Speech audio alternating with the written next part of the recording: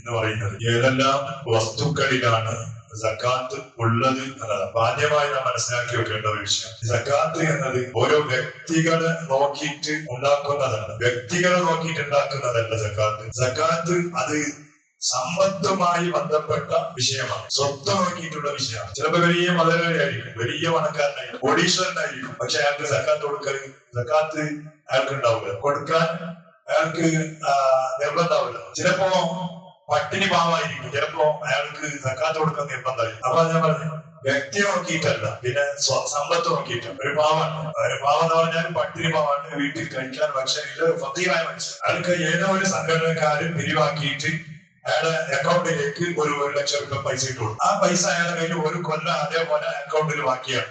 ഇയാൾ ഫക്കീറാണെന്ന് പറഞ്ഞിട്ട് ആ പൈസക്ക് സക്കാത്ത് കൊടുക്കുന്ന അവകാശം അയാൾക്ക് ഇല്ലാതാവില്ല. നിർബന്ധമായിട്ട് കൊല്ലാകുമ്പോ ആ പൈസക്കുള്ള സക്കാത്ത് ഈ പാവപ്പെട്ട പൈസ കൊടുക്കേണ്ടി വരും. അതാണ് വ്യക്തി നോക്കിയിട്ടല്ല. ചിലപ്പോ വലിയ പൈസക്കാരനെ കോടീശ്വരനായിരിക്കും, പൈസ ഇല്ല, പിന്നെ ഫുള്ള് സ്ഥലം ഉണ്ടാവാൻ. ഇവിടെ വയനാട് മറ്റേ നിലമ്പൂർ ഭാഗത്തിലാണെങ്കിൽ ഒരു 100 ഏക്കർ ഫുള്ള് റബ്ബറിന്റെ തോട്ടാണ്. 100 ഏക്കർ സ്ഥലം ഉണ്ടായിരുന്നു, ഫുള്ള് റബ്ബറാണ്, ഭയങ്കര, അല്ലെങ്കിൽ തെങ്ങാണ്, അല്ലെങ്കിൽ കണ്ടാണ്, ഭയങ്കര ഒരു മുതലാളിയാണ്.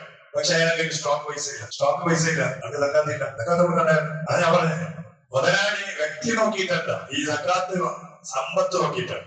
സമ്പത്തിന്റെ ബാധ്യതയാണ് സക്കാത്ത് എന്നത്, എന്നല്ലാതെ വ്യക്തിയുടെ ബാധ്യതയല്ല. സമ്പത്ത് അതിന്റെ സക്കാത്ത് നിർബന്ധമായ സമ്പത്ത് ഒരാളുടെ കയ്യിലുണ്ടോ, അയാൾ നിർബന്ധമായിട്ട് സക്കാത്ത് കൊടുക്കേണ്ടി വരും. ഓക്കെ, അപ്പൊ ഏതായാലും സക്കാത്തിന്റെ സ്വത്ത് ഏതിലെല്ലാം സക്കാത്ത് കൊടുക്കും. ഇപ്പൊ നമ്മുടെ നാട്ടിൽ നിലവിലുള്ള വിഷയത്തെ കുറിച്ച് പറയാം. ഒന്ന് സ്വർണ്ണാണ്, ഒന്ന് വെള്ളിയാണ്, ഒന്ന് പൈസയാണ്, പിന്നൊന്ന് കച്ചവട സ്വത്താണ്. കച്ചവട സ്വത്ത് ബിസിനസ് നടത്തുന്ന ഒരാളാണെങ്കിൽ ആ ബിസിനസിന് അയാൾ സക്കാത്ത് കൊടുക്കും. ഇതാണ് ഇനിയിപ്പോ നമ്മുടെ നാട്ടിൽ ഉള്ളത്. ഇപ്പൊ നെല്ല്, പിന്നെ ഗോതമ്പോ, പിന്നെ പയറൊന്നും ഇല്ലല്ലേ നമ്മുടെ നാട്ടിൽ, അതൊന്നും ഇപ്പൊ അത് ചെയ്യുന്ന ആളുകളൊന്നുമില്ല. അതൊക്കെ ഉണ്ടെങ്കിൽ അതിനുണ്ടായിരുന്നു. ഇപ്പൊ ഉള്ളത് നമുക്ക് പറയാം. അതേ നമുക്ക് കച്ചവടം ഒരാൾ കച്ചവടം പറഞ്ഞാൽ ഈ എല്ലാവരും മൊത്തം ഈ റമദാനിൽ ഇങ്ങനെ സക്കാത്ത് കൊടുക്കുന്നുണ്ട്. റമദാന് സക്കാത്തിന്റെ മാസമൊന്നുമല്ല, നീ റമദാനിൽ കച്ചവടം തുടങ്ങിയിട്ടുണ്ടെങ്കിൽ അതിന്റെ സക്കാത്ത് റമദാനാകുമ്പോ അതിന്റെ കണക്കാരെയാണ്. നമ്മൾ കച്ചവടം തുടങ്ങുന്നത് നമ്മുടെ അറബി മാസം ഏതാണ്, അറബി ദിവസം ഏതാണ് എന്ന് നാം ആദ്യമായി കുറിച്ച് വെക്കണം. നമ്മൾ ഇത് അഭിപ്പാദിച്ചു കയറില്ല. ഇംഗ്ലീഷ് മാസം, ഇംഗ്ലീഷ് ഡേറ്റ് മാത്രം വലിയ ബാനറിനടിക്കും, പീഡ കുടിക്ക്. പക്ഷെ അറബി ദിവസം മാസം ഏതാണ് നമുക്ക് അറിയില്ല, അറബി ദിവസം ഏതാണ് അറിയില്ല.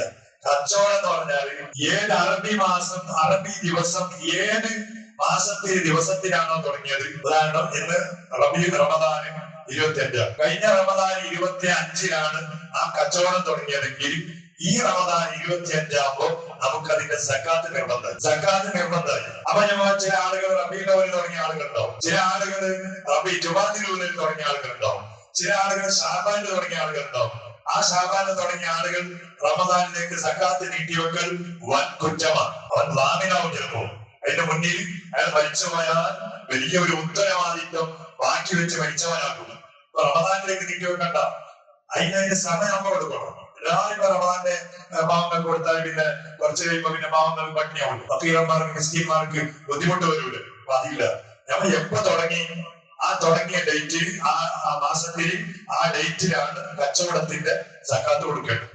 എത്രയാണ് എന്ന് നമുക്ക് പറയാം. കച്ചവടം, അപ്പൊ കച്ചവടത്തിനാണ് സക്കാത്ത്. ഒരാള് സ്ഥലം വിൽപ്പനയ്ക്ക് വേണ്ടി വാങ്ങി വെച്ച്, ലാൻഡ് ബിസിനസ്സാണ്, സ്വന്തത്തിനല്ല, ലാൻഡ് ബിസിനസ്സാണ്. ഒരു സ്ഥലം വാങ്ങി വെച്ചാല് അത് കച്ചവടത്തിന്റെ സ്ഥലമാണെങ്കിൽ കൊല്ലമാകുമ്പോ അതിനെ കണക്കാക്കിയിട്ട് അതിന്റെ സക്കാത്ത് കൊടുക്കും. ഞാൻ എന്റെ മോനെ വാങ്ങി വെച്ചത്, എന്റെ ഭാര്യക്ക് വാങ്ങി വെച്ചത്, അല്ലെങ്കിൽ എന്റെ ഉപ്പാക്ക് വാങ്ങി വെച്ചത്, അതല്ല, എനിക്ക് അതിന്റെ സക്കാത്തില്ല. കച്ചവടം എന്ന നീയത്തോടെ വാങ്ങി വെച്ചോ കൊടുക്കണം. ഒരാളുകള് ബിൽഡിങ് കെട്ടിയിട്ട് അത് അതിന്റെ ബിസിനസ് നടത്തുന്ന ആളുകൾ, കൺസ്ട്രക്ഷൻ, പല സ്വന്തമായിട്ട് പല ഉണ്ടാക്കും, എന്നിട്ട് അതിനെ വിൽക്കും.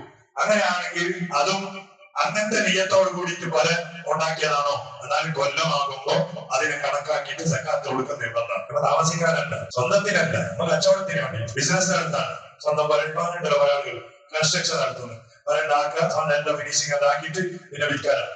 ഒരു കൊല്ലം അത് അതുപോലെ ഒരു കൊല്ലം വേണോ, ഒരു കൊല്ലം ഉണ്ടെങ്കിൽ കണക്കാക്കിയിട്ട് സക്കാത്ത് കൊടുക്കണം.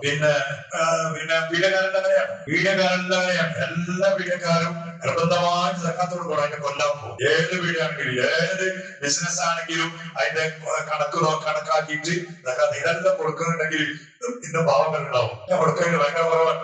കൊടുക്കലില്ല, കണക്കാക്കി കൊടുക്കലില്ല. എന്തെല്ലോ നിന്റെ പീഡിയയിൽ ഏതൊക്കെ സാധനം ഉണ്ട്. ചിലപ്പോ നീ പൈസ കൊടുക്കാതെ വിൽപ്പിച്ച സാധനമായിരിക്കും. ഓർഡർ ആക്കി പൈസ ഒന്നും കൊടുത്തില്ല, വന്നിട്ടുണ്ടാവും. ധാരാളം സ്റ്റോക്ക് ഉണ്ട് എന്റെ പീഡിയയിൽ, നീ അത് പൈസ കൊടുത്തില്ല എന്ന് പറഞ്ഞിട്ട് സാധനം ലെസ്സാക്കാറൊന്നുമില്ല. എന്റെ പീഡിയൽ മൊത്തം ഫർണിച്ചർ അതിൽ നിന്ന് കൊണ്ടാണ്, AC ഫർണിച്ചർ അതൊന്നും ഇല്ല. പിന്നെ വിൽക്കാൻ വേണ്ടി വെച്ച സാധനം തന്നെ ഉണ്ട്. മൊത്തം കണക്കാക്കിയിട്ട് അതിന്റെ 2% കൊടുക്കണം. സ്വർണം കണക്കാരും സ്വർണത്തിന്റെ കച്ചവടക്കാരും എത്ര കൊടുക്കേണ്ടി വരും അല്ലെ? ഗ്രാനൈറ്റ് ബിസിനസ് നടത്തുന്ന ആളുകൾ എത്ര കൊടുക്കേണ്ടി വരും? ടൈൽസ് ബിസിനസ് എത്ര കൊടുക്കേണ്ടി വരും? ഓരോ പീഡിയയിൽ കോടിക്കണക്കിലുള്ള സാധനം. എന്നിട്ട് ആരെങ്കിലും പാവങ്ങൾ റമദാനിൽ വരുമ്പോ 10 രൂപ നോട്ട്, 50 നോട്ട്, 100 നോട്ട്, അത് സക്കാത്ത് ആവില്ല, മണ്ണം കെട്ടത്. സക്കാത്ത് എന്ന് പറഞ്ഞാൽ കണക്കാക്കിയിട്ട് അതിന്റെ പൈസ എണ്ണി വെക്കണം. അതിന്റെ പൈസ എണ്ണിട്ട് വെക്കണം. ഇത്ര കോടിന്റെ സാധനം ഉണ്ട്. അപ്പൊ ഇതാ കണക്കാക്കി നോക്കുമ്പോ 10 ലക്ഷം രൂപന്റെ സക്കാത്തിന്റെ പൈസ. 10 ലക്ഷം നീ വെക്കണം. വെച്ചിട്ട് പിന്നെ അതിന്റെ അവകാശികൾ, ഇന്നലെ പറഞ്ഞ അവകാശികളിലേക്ക് നീ കൊണ്ടുപോയിട്ട് ഏൽപ്പിക്കണം.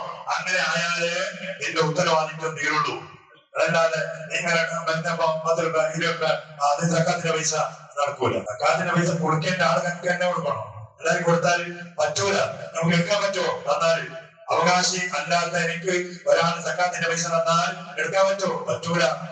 അങ്ങനെ തന്നാൽ ഞാൻ തിരിച്ചു കൊടുക്കണം. ഞാൻ എന്റെ അവകാശിയല്ല, ഇതാ പിടിച്ചോ എന്നല്ലാതെ ഞാൻ കിട്ടിയല്ല അപ്പൊ ഇതിന്റെതല്ല, അപ്പൊ ഞാനൊരു പക്കീട്ട് കൊടുക്കാതെ ഞാൻ കൊടുക്കാൻ പറ്റില്ല. ഞാന് അവകാശമില്ലാത്ത പൈസ എനിക്ക് കിട്ടിയാൽ തന്നാൾക്ക് എന്നെ കൊടുക്കണം. ആ തന്നാണ് ഇതിനെ മറ്റാൾക്ക് ഏൽപ്പിച്ചു കൊടുക്കണം. അങ്ങനെയാണ്. പിന്നെ വാടകന്റെ ബിൽഡിംഗ് ഉണ്ടാവും. വാടകന്റെ ബിൽഡിംഗ് അത് 10 ബസ്സുള്ള മുതലാണ്, 20 കാറുള്ള മുതലാണ്. സ്വന്തത്തിന് വിൽക്കാനല്ല, പിന്നെ ഇതാണ് ടാക്സിയാണ്. ഒരു 30 റിക്ഷയുടെ ഒരാൾക്ക് ടാക്സിയാണ്. അവർക്കൊന്നും സക്കാത്തില്ല, അതൊന്നും സക്കാത്ത് കൊടുക്കണ്ട. വാടകന്റെ ഷാമിയ നടത്തുന്ന ആളുകൾക്ക് സക്കാത്ത് കൊടുക്കണ്ട. പിന്നെ അങ്ങനെയാണ്. കാരണം അത് കച്ചവടമല്ല, വാടക. പിന്നെ ഓരെന്താക്കണ്ടേ? ഒരു കൊല്ലം ഓരോ കയ്യിൽ നല്ല പൈസ സ്റ്റോക്ക് ഉണ്ടെങ്കിൽ ആ കൊല്ലാകുമ്പോ അതിന്റെ പൈസ സക്കാത്ത് കൊടുക്കും. ഞാനിത് ഷാഫി മദാബിന്റെ പറയുന്നത് നിങ്ങളുടെ ചൈതന്യം പറയണോ? അനഫി മസാബ് കുറച്ചാളുണ്ട്. അപ്പൊ ഇതെന്തെല്ലാം തോന്നുന്നേ. അപ്പൊ അങ്ങനെയാണ്. സിദ്ദീഖിനെ നോക്കാം. ഇപ്പൊ ബസ് എടുത്തേക്കാവാൻ കച്ചവടം പിടിച്ച് ബസ് എടുത്തേക്കാവാൻ നോക്കും. അത് മോശമില്ല അല്ലേ? വലിയ 10-50 കോടിന്റെ ഒരു 10, 2, 3 പ്ലേറ്റുള്ള മുതലാളിയാണ്. പ്ലേറ്റിന് വലിയ കോടിയല്ലേ, സക്കാത്ത് കൊടുക്കണം. പ്ലേറ്റിന് സക്കാത്തില്ല. കാരണം അത് കച്ചവടമല്ല, അത് വാടകയാണ്. അയാള് പൈസ വല്ലാമോ സ്റ്റോക്ക് ഉണ്ടാ, ആ പൈസക്കുള്ള സക്കാത്ത് അയാൾ കൊടുക്കേണ്ടി വരും. ഇങ്ങനെയാണ്.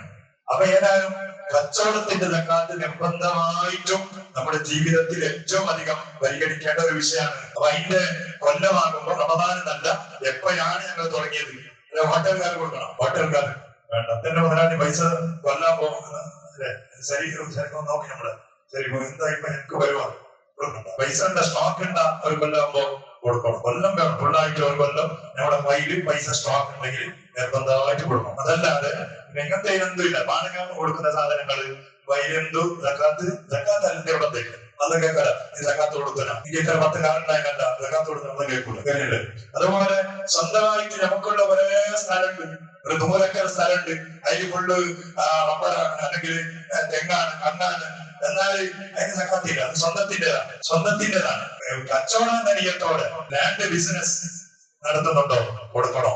ഇനിയല്ല, ഒരാൾ കാറിന്റെ ഷോറൂം ആക്കി, കാറിന്റെ വലിയ ഷോറൂം, ബൈക്കിന്റെ ഷോറൂം ആക്കി, അല്ലെങ്കിൽ സെക്കൻഡ് ഹാൻഡ് കാറിന്റെ വിൽപ്പന നടത്തുന്ന ആളുകളുണ്ട്.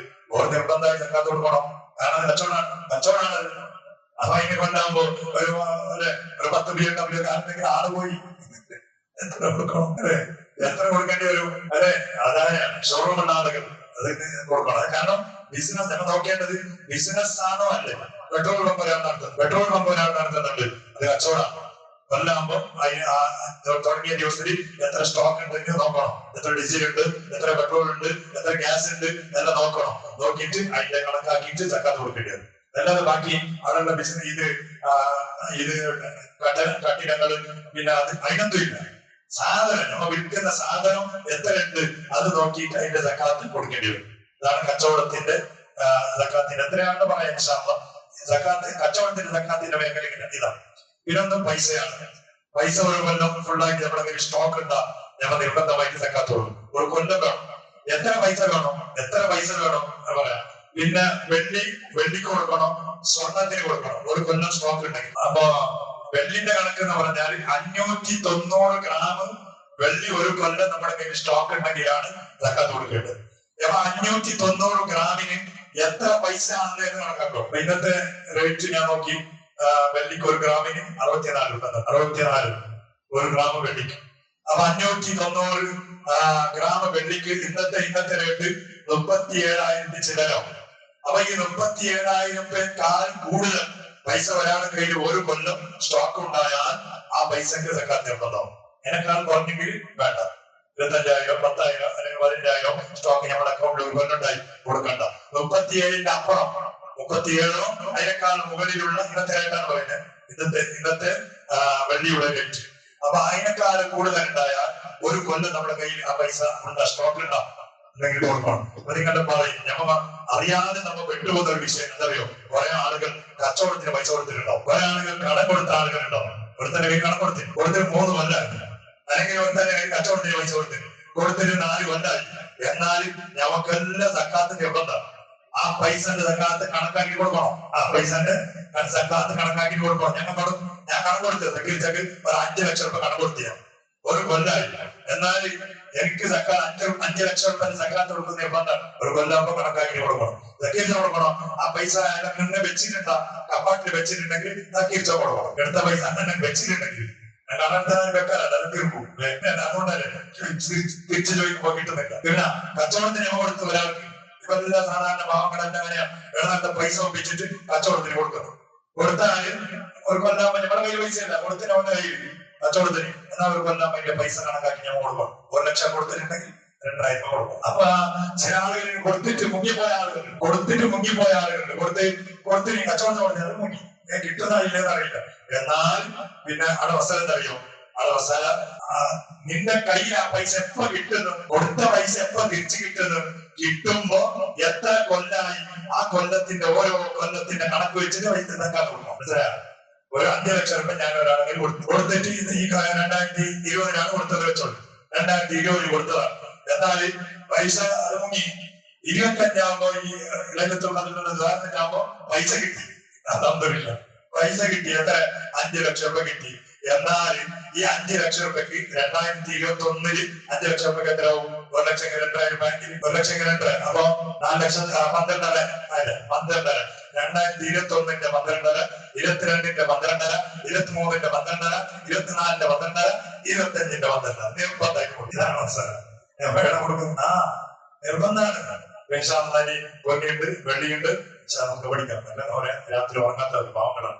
നമ്മുടെ മജീസ് സ്വീകരിക്കണേ. നമ്മുടെ എല്ലാ ഇസ്ലാമിന്റെ ശരീരത്തിന്റെ നിയമങ്ങൾ മുഴുവനും ജീവിതത്തിൽ യഥാർത്ഥ രൂപത്തിൽ അത് പാലിച്ചുകൊണ്ട് പടച്ചവനെ ബാധ്യതകൾ മുഴുവനും നിറവേറ്റിയവരായി, നല്ലവരായി, ഈമാനുള്ളവരായി ജീവിച്ച് ഈമാനുള്ളവരായി മരിക്കാൻ ഞങ്ങൾക്ക് നീ ഭാഗ്യം നൽകണേ. അള്ളാഹുവിന്റെ രാത്രി സമയത്ത് ലൈലത്തുൽ ഖദ്റിൽ പ്രതീക്ഷിച്ചുകൊണ്ട് ഒരുപാട് മോമിനീങ്ങൾ, 100ഓളം മോമിനീങ്ങൾ ഇന്ന് പള്ളിയിൽ ഒരുമിച്ച് പടച്ചവനെ അതാ ഇബാദത്തുകൾ മുഴുവൻ നീ കബൂലാക്കണേ. അള്ളാഹ് നാട്ടുകാർക്ക്, കുടുംബങ്ങൾക്ക്, സ്നേഹിതന്മാർക്ക്, ദുആവസിയത്തിന്റെ ഓരോരുത്തരും ദുആ ചെയ്തവരാണ്. ആ പ്രാർത്ഥനകൾ മുഴുവൻ നീ കബൂലാക്കണേ. അള്ളാഹ് അവിടെ വലിയ പ്രതീക്ഷയോടെയാണ് പടച്ചവനെ നിന്റെ പള്ളിയിലേക്ക് ഈ പറയുന്നതും ഇത് കേൾക്കുന്നതും ജമാഅത്തിൽ വരുന്നതും രാത്രി നിസ്കാരത്തിൽ തറാവീഹിൽ വിക്രിയിലൊക്കെ ഞങ്ങൾ പങ്കെടുക്കുന്നത്.